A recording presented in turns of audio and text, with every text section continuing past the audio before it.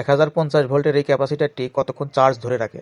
এরকম 5 mm LED valve এবং 1 kilo resistance দিয়ে এই ক্যাপাসিটরের সাথে সংযোগ করে দেব। দেওয়ার পরে ক্যাপাসিটরটা চার্জ দিয়ে দেখব যে আসলে কতক্ষণ চার্জ ধরে রাখে। 1 কিলো রেজিস্ট্যান্সটি ক্যাপাসিটরের মাইনাস অংশে ঝালাই করে নেবেন প্রথমে। তারপরে 5 mm এলইডির পজিটিভটা ক্যাপাসিটরের পজিটিভে ঝালাই করে নেবেন এবং নেগেটিভটা রেজিস্ট্যান্সের মাথায় ঝালাই করে নেবেন। একটু চার্জ আছে তার কারণে জ্বলছে। এখন আবারও এই ক্যাপাসিটরটাতে চার্জ দিয়ে দেখব আসলে কতক্ষণ চার্জ ধরে রাখে। দেখেন ভাল্ব কিন্তু সেট করা হয়ে গেল।